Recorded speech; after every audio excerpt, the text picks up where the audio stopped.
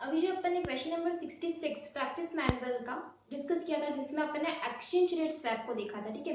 अब अपन एक क्वेश्चन लेते हैं जिसमें अपन इंटरेस्ट रेट स्वैप को देखेंगे, जो कि पादुका में है। अपने एक्चुअली प्रैक्टिस मैनुअल में वो क्वेश्चन नहीं है, तो मैं क्वेश्चन भी लिख रही हूँ एक बार, उसके बाद मैं आंसर भी लिखूंगी और साथ में कॉन्सेप्ट भी समझाऊंगी, ठीक है। और इसमें 5 6 7 स्टेप्स है, वो पादुका में लिख रखी है बेहद अच्छी तरह से। ये सारे फोटोज मैं आपको डिस्क्रिप्शन में क्या कर दूंगी, सेंड कर दूंगी, जो स्टेप्स है उसके, जो क्वेश्चन है, जो आंसर है सब, ठीक है। अब ये अपन क्वेश्चन समझ लेते हैं। क्या अपन ले रहे हैं अभी टॉपिक इंटरेस्ट रेट स्वैप, ठीक है।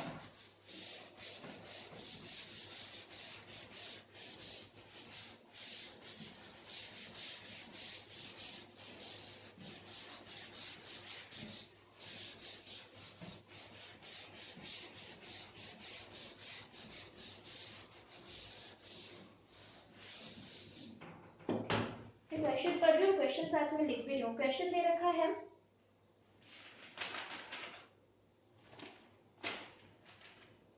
कंपनी कंपनी कौन सी कंपनी है, ए डी, ठीक है। फिर आ जाता है इनकी जो रेट्स है, ये वाला कौन सा लोन चाहती है, फिक्स्ड रेट लोन, और ये है फ्लोटिंग रेट लोन। पूरा कॉन्सेप्ट डिस्कस करेंगे ना साथ में। अभी ये कितने का 4.5 का फिक्स्ड रेट लोन चाहती है, और ये कितने का 5% का फ्लोटिंग रेट लोन चाहती है। इसमें फ्लोटिंग में कितना आ जाता है, फ्लोटिंग में आ जाता है PLR +2, और यहाँ पे आ जाता है PLR +3, ठीक है। अब इसमें ऐसा बोल रखा है कि both of the needs 2,50 lakh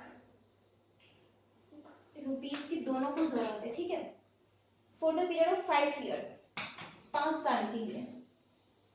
जो इंटरेस्ट रेट है रीसेट एनुअली, यहाँ पे एक बहुत अच्छी बात भी लिख रखी है कि थोड़ा सा इसमें एक एक्सेप्शनल थ्योरी होने की वजह से ये क्वेश्चन थोड़ा सा मैं बड़ा लिखूंगी, एक्सेप्शन थ्योरी को भी मैं साथ में पढ़ाऊंगी इसलिए, ठीक है। बाकी ये क्वेश्चन इतना तो खत्म हो गया एक तरह से, देखो तो इतना कर लो तो मतलब इससे आपको रेट मिल जाएगी।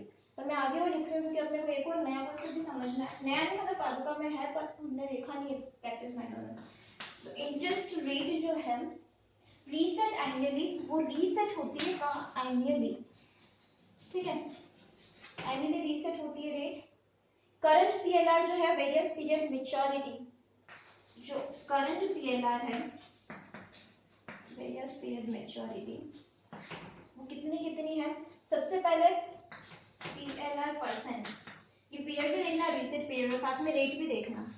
सबसे पहले फर्स्ट ईयर के लिए 2.75, फिर सेकेंड ईयर के लिए 3%, थर्ड ईयर के लिए है 3.20, फोर्थ ईयर के लिए है 3.30, और वैसे तो ये मैं डिस्क्रिप्शन में दूंगी, जो भी पादुका में लिखा हुआ क्वेश्चन है वो, ठीक है। 3.30 और ये है 3.375,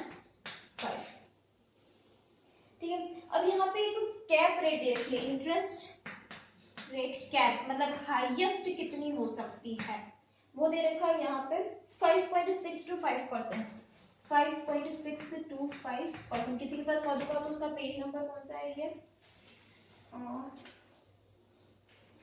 पेज नंबर है 12.25,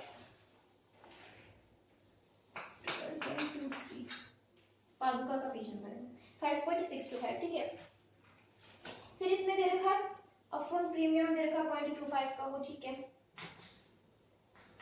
अपफ्रंट प्रीमियम 0.25, ठीक है। ये पूरा अपना क्वेश्चन है, ठीक है। सबसे पहले तो मैं इसका जो कॉन्सेप्ट है, आप ये क्वेश्चन का स्क्रीनशॉट ले सकते हो। पूरा इसका एक कॉन्सेप्ट, इसके अंदर 7 स्टेप्स है, वो 7 स्टेप्स में यहाँ पे डिफाइन करूंगी और उसको कैसे अप्लाई करना है वो भी मैं बताऊंगी, ठीक है। पहली जो स्टेप्स लिखी हुई है, फर्स्ट स्टेप जो है वो स्टेप्स अप्लाई करके अपना काम हो जाएगा। First step, find the highest of the interest rate. सबसे पहले find the interest rate differences of fixed and floating. ये क्वेश्चन मेरे हिसाब से आपने कॉपी कर लिया होगा, मैं इसको अभी कर लेती हूँ।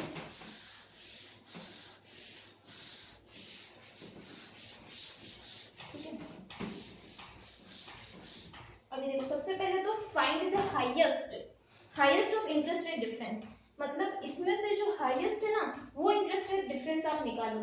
हाईएस्ट इंटरेस्ट रेट मतलब यहाँ पे देखो 4.5 और 5 में कितना डिफरेंस है 0.5 का, और 2 और 3 में कितना डिफरेंस है 1 का। ये फर्स्ट स्टेप खत्म।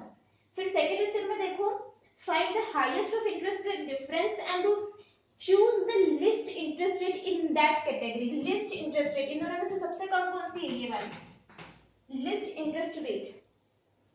Find the highest interest rate, एक minute, find the highest interest rate difference, ये वाली हाईएस्ट रेट डिफरेंस। सबसे पहले डिफरेंस निकालो, ठीक है, डिफरेंस निकाला। फिर इनमें से जो हाईएस्ट डिफरेंस है वो देखो, वो देखा। फिर उस जो हाईएस्ट डिफरेंस है उसमें से लिस्ट इंटरेस्ट वाली पार्टी को चूज करो बोरो करने के लिए। आपको बोरो करना है ना तो कम पे ही चूज करोगे, ज्यादा पे क्यों करोगे। तो हम यहाँ से सबसे पहले बोरो करना शुरू करेंगे। डिफरेंस निकाला दोनों का 0.5 और 1।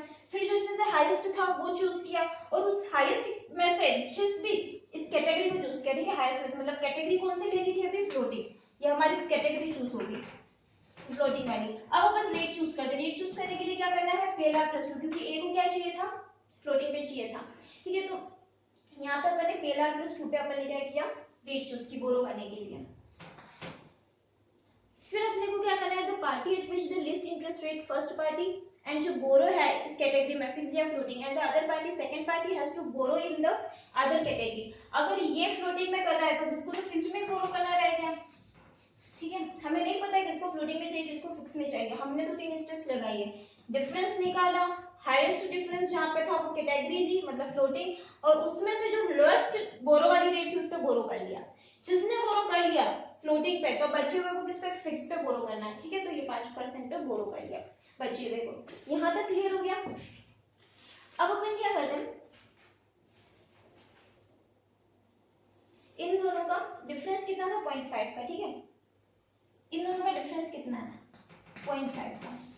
अब यहाँ पे जो 0.5 है ना ये दोनों को बराबर बराबर मतलब 0.25 और 0.25 का फायदा होना चाहिए दोनों को।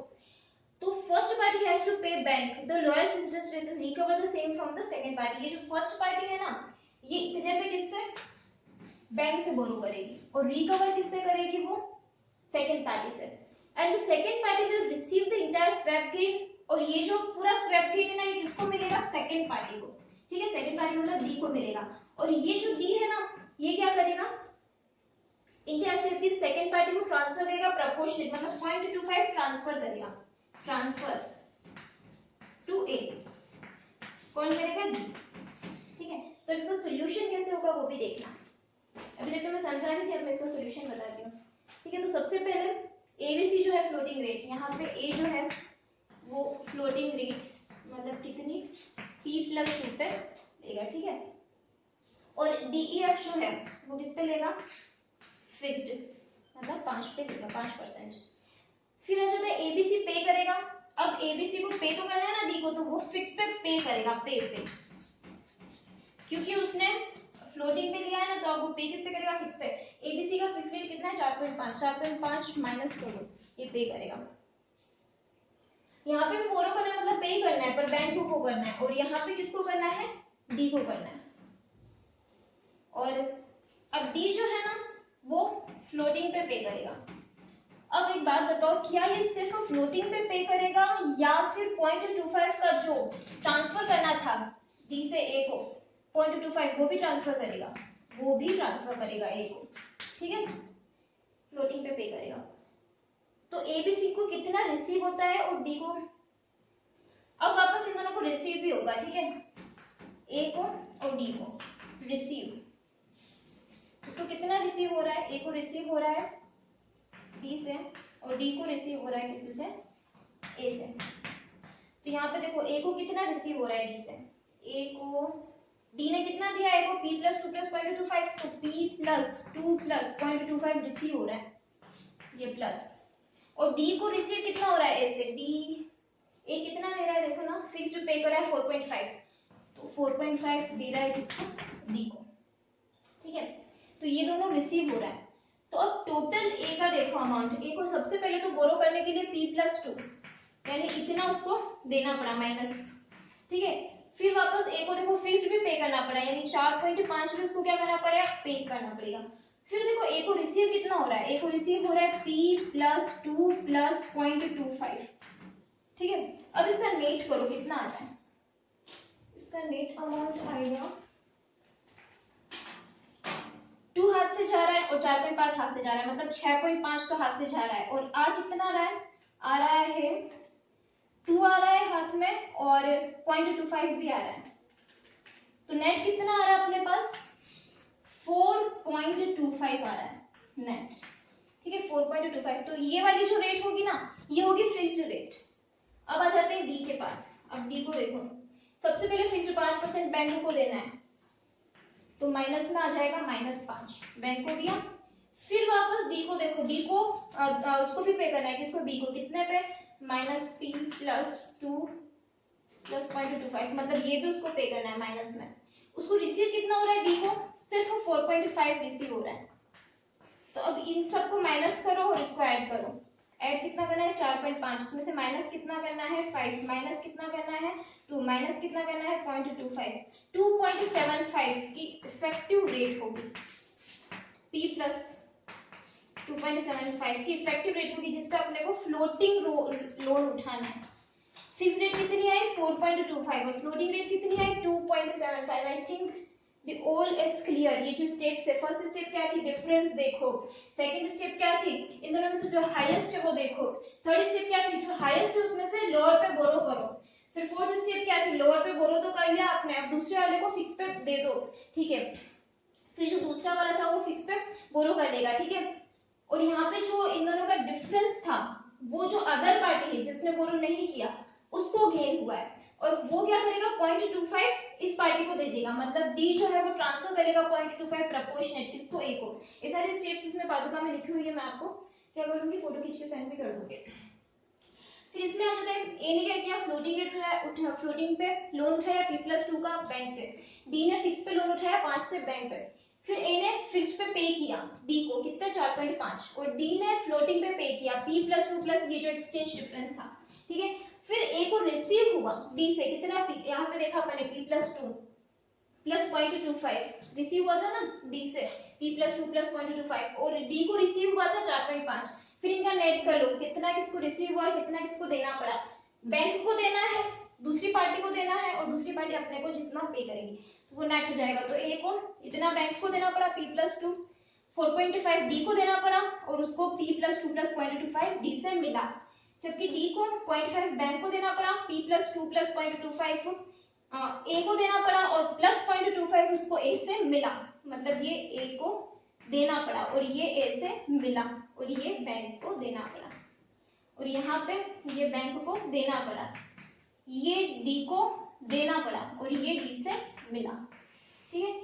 तो यहाँ तक तो अपनी खाली इफेक्टिव रेट्स आई है, इसमें से इफेक्टिव रेट जो काम किए ना वो मैं यहाँ लिख रही हूँ, फिर वापस मिटा के, और फिर जो एक्सेप्शनल थ्योरी वाला जो कॉन्सेप्ट है ना वो वाला बताने वाली हूँ, ठीक है। यहाँ पे ये इफेक्टिव रेट का कॉन्सेप्ट खत्म हो गया, p प्लस 2.75 अपनी इफेक्टिव रेट आई थी, ठीक है। अब अपन कर लेते एक्सेप्शनल थ्योरी का एक फॉर्मूला मैं बताती हूँ, वो फॉर्मूला क्या है देखना, वो होता है formula R2 into R1 sorry T1 R2 T2 minus R1 T1 divided by T2 minus T1। R क्या है यहाँ पे रेट, और T क्या है यहाँ पे टाइम। आपको पता होगा जो मैंने पहले क्वेश्चन लिखा था उसके अंदर मैंने लिखा था इफेक्टिव रेट्स 2, 3, 4, 5 इयर्स की, और मैच्योरिटी पीरियड लिखाया था। क्वेश्चन का स्क्रीनशॉट अगर आपने लिया हो या फिर डिस्क्रिप्शन में जो क्वेश्चन है वो देख लो, या फिर वापस लिखना तो फिजिबल नहीं होगा, पर मैं लिख लेती हूँ। चलो यहाँ पे जो मैच्योरिटी थी 1, 2, 3, 4, 5 इयर्स की थी ना, और रेट्स कितनी थी 2.75, यहाँ पे आ जाती है 3, यहाँ पे है 3.2, और 4 में है 3.3, और 5 में है 3.375, ठीक है। ये सारे तो क्या है पीरियड मतलब इयर्स, और ये है रेट। PLR यहाँ पे ध्यान रखना, PLR परसेंट, ये PLR परसेंट है, ठीक है, ये PLR परसेंट है। अब यहाँ पे अपने को सबसे पहले वो फॉर्मूला लगाओ, ये क्या पढ़ गया है अपन एक बार वो देख लो, theory of exceptions, theory of exceptions। ठीक है, सबसे पहला फॉर्मूला है R2T2 minus R1T1 divided by T2 minus T1। ठीक है, सबसे पहले देखो ना, फर्स्ट वाला जो है उसके अंदर R2 मतलब रेट कितनी है, अरे यार ये ईयर 1 भी तो है भाई, तो 1 में रेट कितनी 2.75 और 2 में रेट कितनी है 3, तो R2 यानी सेकंड वाली रेट कितने साल के लिए, वो 2 साल के लिए, माइनस R1 फर्स्ट वाली रेट कितने साल के लिए, वो 1 साल के लिए, डिवाइडेड बाय T2 मतलब 2 साल माइनस T1 1 साल। तो यहाँ पे कितना आ जाता है, इसको सॉल्व करो, कितना आ रहा है, ये आ रहा होगा 5.50 आ रहा होगा। ठीक है, कैप बताओ, कैप कितना है, यहाँ पे मैंने आपको बताया था कैप रेट भी होगी। ठीक है, तो यहाँ पे कैप रेट जो गिवन है वो है अपने पास